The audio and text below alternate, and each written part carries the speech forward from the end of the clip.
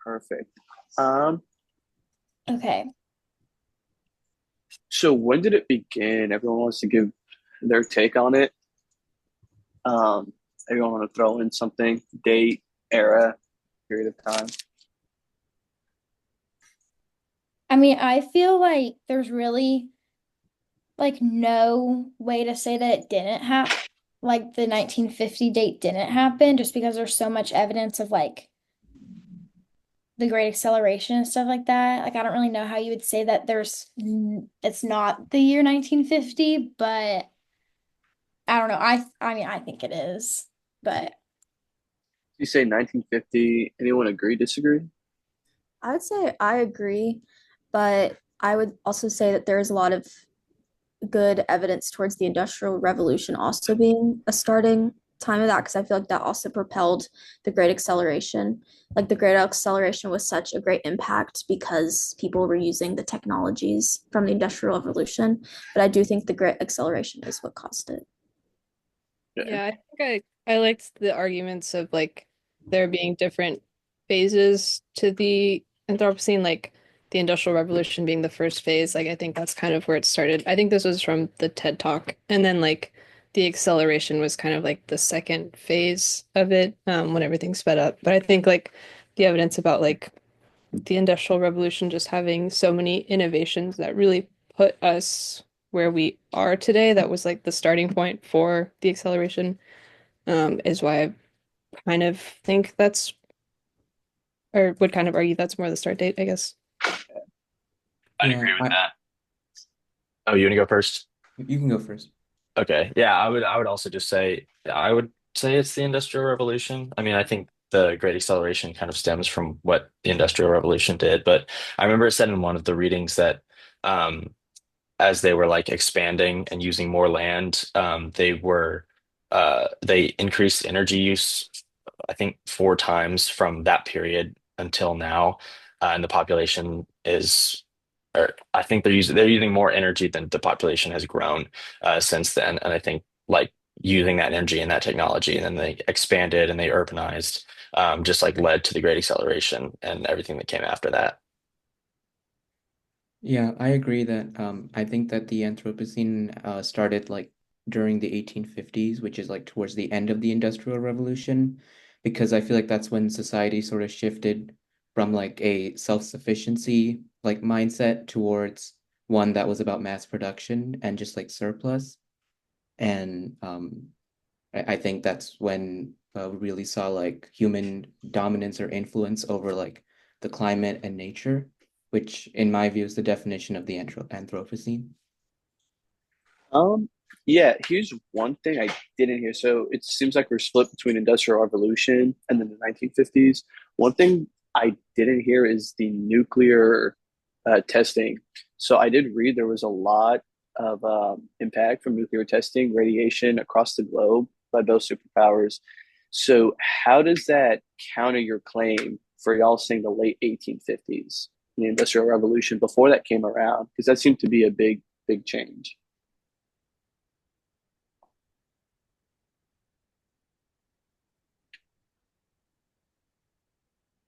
Sorry, just to make sure you're asking like why it wouldn't be like later on. 1950. Yeah, why would it not be 1950 based on that?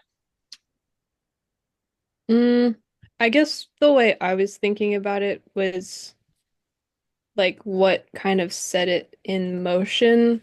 Like I agree that that was kind of a point that like led to like much bigger changes.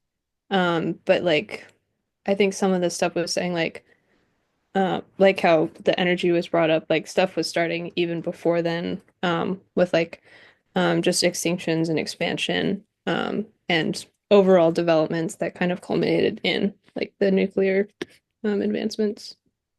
All right. Yeah, I would say like I remember in a lot of the readings it like defined the Holocene as just like that epic is when like human human existence kind of started progressing a little bit more. And then I think like the entire like definition of Anthropocene is when it became like the like the world changing became like less natural and more human based. And I think the best argument for that time is around the Industrial Revolution. Like the nuclear testing, I feel like that's just one like side effect of everything that came about from like the Great Acceleration and all the technology that developed during that era. I feel like that's just one part of it looking back. And I think I can't remember if it was the textbook or something else that I can't remember where I read it, but it said that like some people even said it could be as far back as like when like farming and um like bigger human develop or like human civilizations kind of first started to develop. I think I read something about that as being like a very, very early start date. But I still think it would be like later, like Industrial Revolution. Yeah, that's what I was going to ask next. The agricultural revolution. So, where, how do y'all think that ties in? It sounds like you're saying it's like a stepping stone um, to bigger things. I feel the same way too. There was like a lot of change, but not enough to justify it being a big, era of human impact on the environment. I would say I agree. Like, I feel like the great acceleration and that great population growth, like the population growth like nearly tripled from 1950 to 2000. And it was that great number of people needing more food, everyone wanting cars and like just requiring more energy as a whole that really I feel like changed the environment.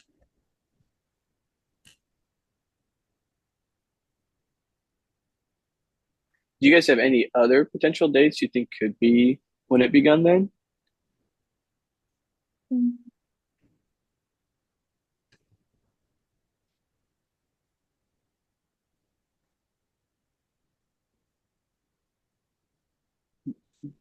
I feel like no.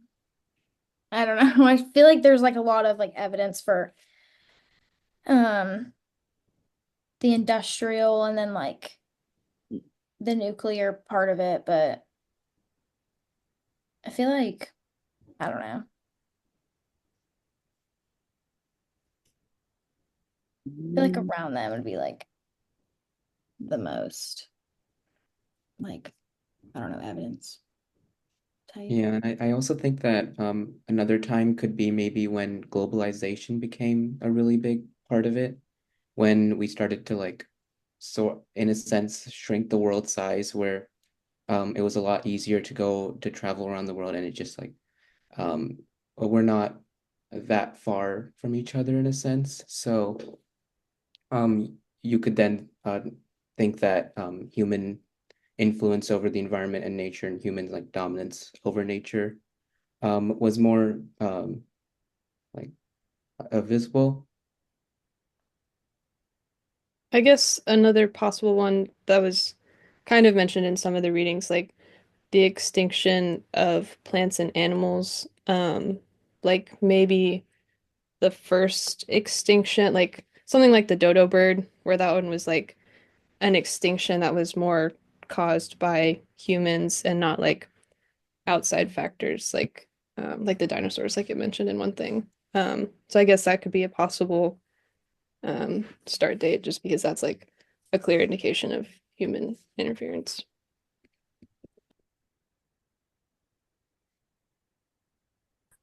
No, yeah, I can totally get behind that. Another question I wanted to ask was for those of y'all that had like specific facts, I don't know who has and hasn't started drafting their essay. Which one stood out the most to you? Like, was there something you just saw and you were just like, wow, like that's why I agree or disagree with the prompt. That's kind of what I'm going to back my thesis off of.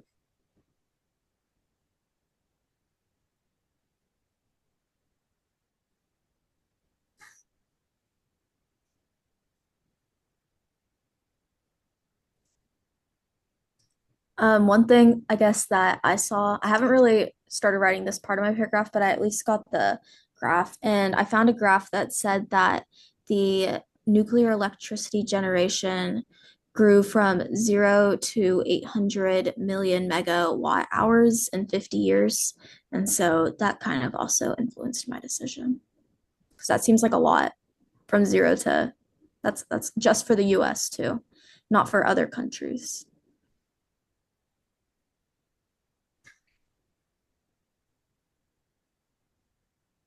Yeah, no, I agree. That's why I feel like nuclear was definitely one of the bigger reasons for 1950. Did any of you guys look into the chemical pollution, so stuff like pesticides and all that when it started being in use? Did any of you guys look into that? I haven't, no. You Mm. haven't. No, I feel like the nuclear thing was like something that I was like gonna like base it on because I feel like a lot of the articles or like a lot of the readings said that. But um I feel like it's also easier to understand because I feel like we hear about it more. Sometimes reading the pesticide stuff, I'm like, I don't know what's happening. So I saw it, but I didn't really You didn't read look into it. much of it. No, that's valid. There were so many reasons. I did look into it. One thing I found crazy is that some of the pesticides they did use in the 60s and 70s is still like chemically detectable today. So that is part of the reason why I put it on. I just feel like that is, that's a big thing. I can see why they mark it as a major era in 1950. If we had stuff like this on top of radiation, on top of consumerism, and like, more extended production.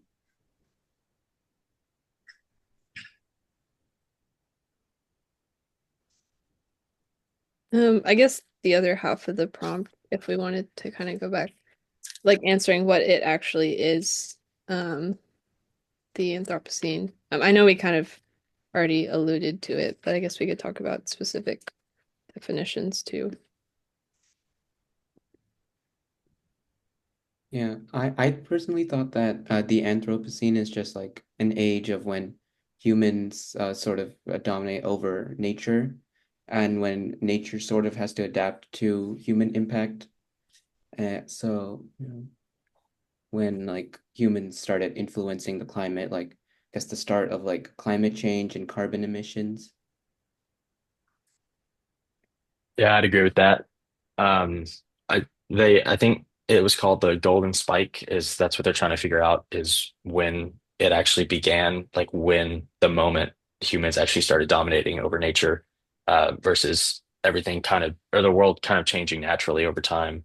And then in one of the readings, and I can't remember which one, I could probably go through and find it, but there was just a whole, it was a figure with just a whole bunch of graphs, everything from like 1750 to 2000. And it was like carbon emissions, like sea levels, and a bunch of like other small things, and everything like started to go like way up after that. And I think if you were to look into that, the golden spike would be somewhere within that. And that's sort of what I was talking about earlier with the Industrial Revolution, is like everything went up as soon as that happened, as soon as we started urbanizing more, like taking up more land, using a lot more energy, using fossil fuels, stuff like that.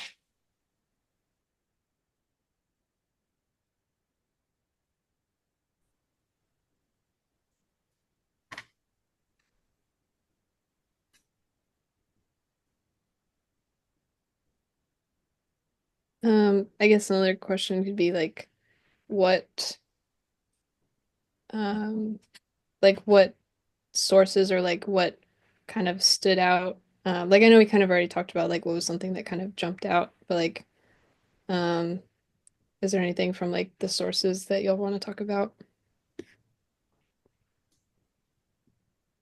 For me, I thought the TED Talk was pretty interesting. That was like the most, um, well, partly easy to understand, just like engaging, kind of like well-rounded, piece that I did.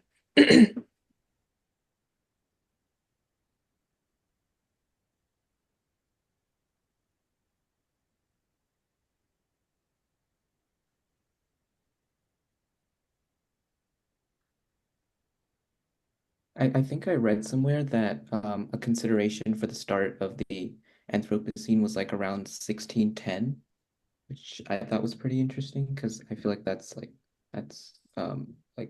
pretty far back compared to in terms of like human development.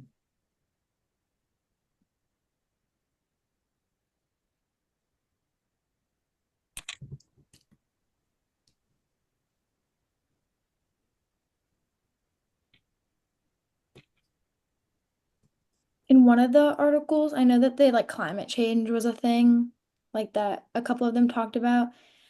And in one of the readings, I don't know what reading this, or like in one of the articles, it said that there were increases of greenhouse gas concentrations 5,800 years ago that drove an increase in the global temperature, which is kind of crazy because like I feel like that's still like people still talk about that today. And even like so long ago it was still a thing people were talking about. So that was kind of interesting. Um, I think that's yeah. I thought that was kind of stuck out at me.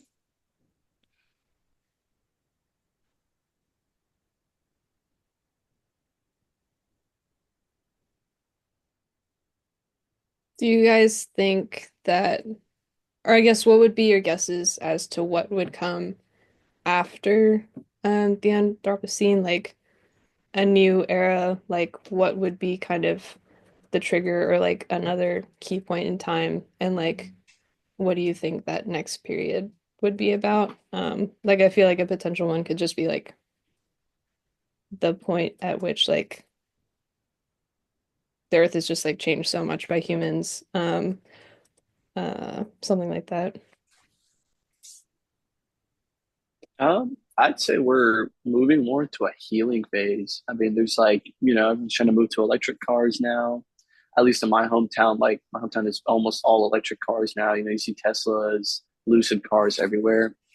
I feel like that's more of the stage that comes next is more of a decline in human-induced climate change.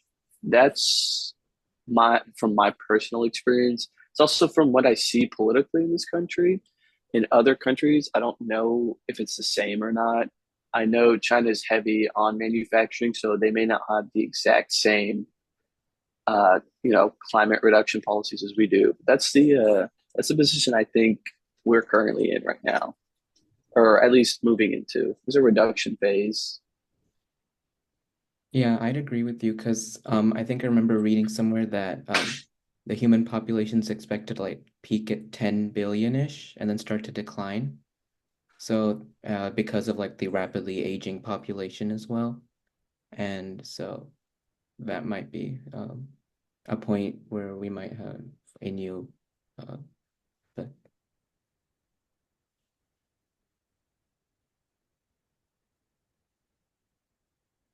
Yeah, I'd also agree. I think that we are moving towards a decline. I mean, you see a lot of companies these days, like a lot of tech companies out in California, like Apple, promising to go either like carbon neutral or carbon negative. I don't know if y'all saw Starbucks started using like real actual cups in their restaurants. They're trying not to give away plastic cups. I think a lot of companies and just like individuals as a whole are becoming a lot more aware because you see a lot of discourse. There's like the mark that we can't go past for global warming, whether it's like 1.5 or 2 degrees Celsius. And some people say we've already passed it, and some say we still have a chance. So whether that's true, which one's true or not, I think there is a lot of reason to move towards like declining our global emissions. And I think America, at least a lot of American companies are doing a pretty good job. I think another thing that we could probably also see in the future is more species being like recognized and popularized because of that healing also. I saw somewhere that there was 40 to 50 new species discovered each day, which I didn't even know that's a lot. And one of them was, I think, a legless lizard. That was very interesting to me. So just like maybe new species and they're able to populate more because of less environmental change.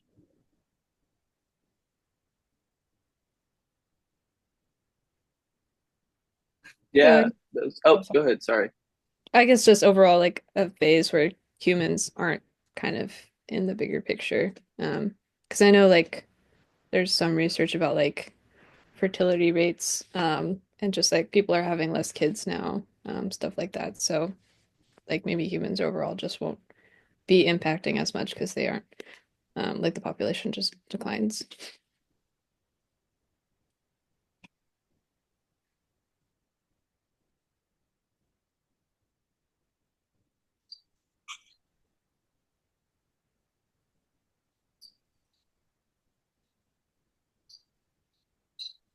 Do y'all see any examples of, reduction in climate change in your own like personal lives. Like I know here on campus, I don't know if y'all eat on campus a lot, but they shrunk the size of drink cups to reduce plastic emissions.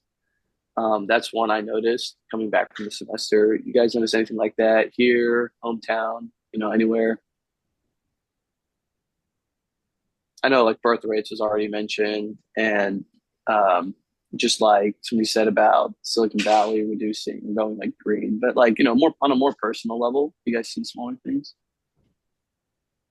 I think it's interesting that like I saw something recently about how an Australian came here and they thought it was so weird that we were driving when it would take them 10 minutes to walk somewhere.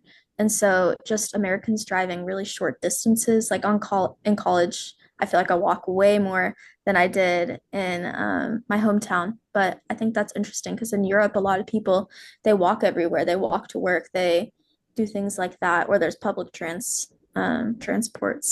But here in Texas, there isn't very many good public transports. Like I live in Houston, we have the Metro bus, but that's sketchy. You're not going to ride it. But in New York, you're going to ride the Metro, or not Metro. You know what I'm talking about.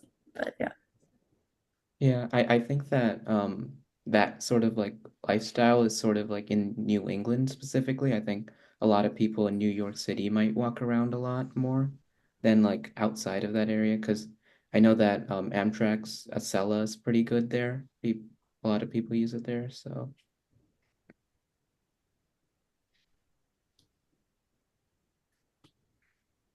In terms of things I've seen related, just like a couple of grocery stores in my hometown, are starting to phase out like plastic and paper bags. So you have to bring your own bags when you go to the grocery store, stuff like that. Which kind of goes along with like how we talked about companies are having, or like companies are starting to take that step, um, which kind of just trickles down.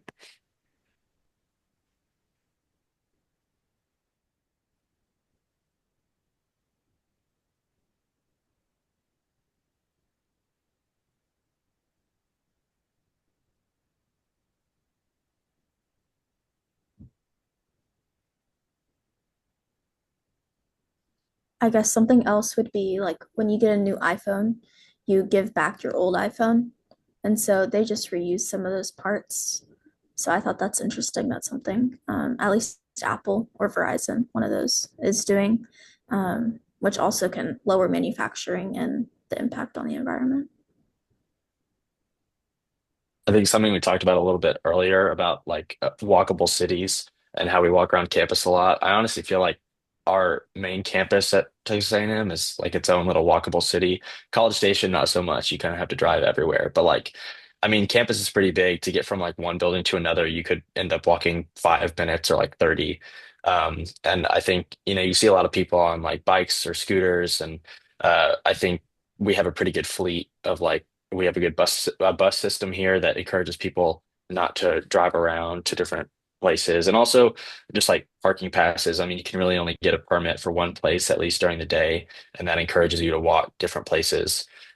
So I think that is improving a lot. And then like regarding just other stuff in almost every city, it's like Tesla. I remember back in like 2017 or 2018, Tesla was like one of the first electric cars. Nobody really did that yet, but now like a lot of the like major brands like Toyota and Ford make full electric cars or hybrids, and you see those companies moving towards that, and you also see people buying those now.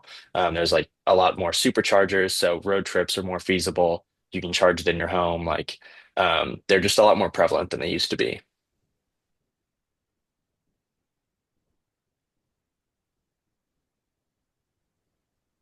Thinking of another kind of question, um, which countries or I guess areas of the world do you guys think contributed the most towards like the Anthropocene? Or like, do you think if we didn't have as many like world powers or people living different lifestyles, like in smaller areas of the world, like if the start date of the Anthropocene would have come like a lot later?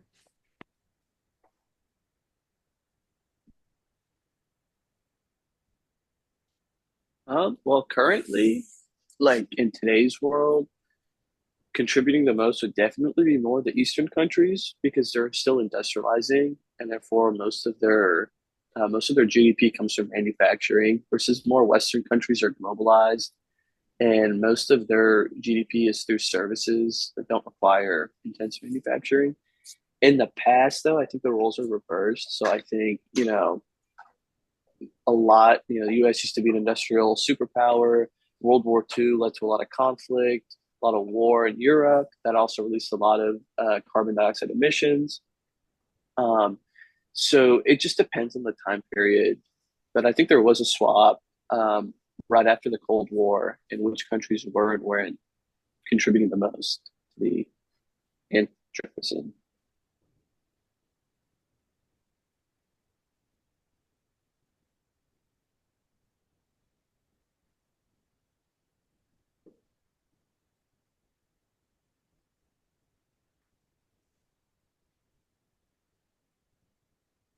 There any other takes? I'd agree with that. I mean, it's kind of a basic answer, but at least in the time period we're at right now, I would say China's probably a pretty big contributor, um, just because they are mostly an industrial country, and you also have to think about how much land area they have. Like, you look at China on a map, it's huge, and a lot of that area is like big cities where they have the resources and the space to just mass produce stuff. So I think a lot of that could be, and I'm not sure about like their policies. Like we talked about America, how we're hopefully on the decline, but I think it is kind of a global movement as well. So they also operate really efficiently. So they might not be as big as it makes it out to be, I guess. What about like really remote areas? Like I didn't do a ton of research or like thinking on this, but um, like is it fair to say that other areas of the world aren't necessarily in the Anthropocene, if that makes sense? Yeah, I think that's fair to say because I think there's still a lot of nations that are somewhat agrarian even to this day. Like, and they're still like sort of industrializing. They're still in that like industrial revolution sort of era, I would say. So, um, like for them to decline in like carbon emissions and go green in a sense, what they need a lot more time to move into that phase because they're still like catching up.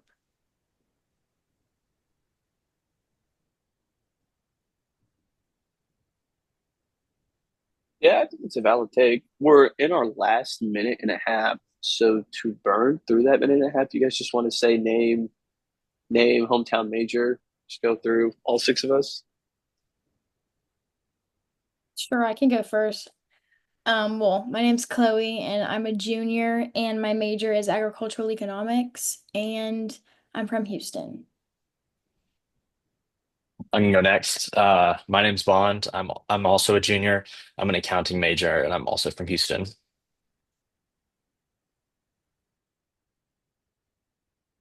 And Uh, then my name's, oh, I'm sorry, go ahead. Go ahead, you go ahead. Okay. My name's Yaz. I'm from Frisco and I'm a freshman engineering major. I'm Kylie. I'm from Kingwood, which is outside of Houston, and I'm a business freshman major. Or yeah. I'm Allison. I'm a senior accounting major. I'm from Arizona, but I'm moving to Houston after graduation. Hi, my name is Nikhil. I'm a freshman engineering major, and I am from the Bay Area. Alrighty. I mean, we have 30 seconds left, but I don't think they'll make a big deal out of it. So we should be good. Do we know who's going to turn in the reporting? Can you do I that, Chloe? can. Yeah, I You can. can. Okay. Yeah. Perfect. Can you just, I should update this when you submit. I forget. Okay, then we should be all good. It was great talking to y'all. It was very productive. And, hopefully one of us ends up in a group next week. I don't know how the shuffling system works, but y'all have a great day. You Yeah. too. You Good to too. meet Too. y'all. Nice You to meet too. y'all. Yeah, nice to meet y'all. Nice to meet you.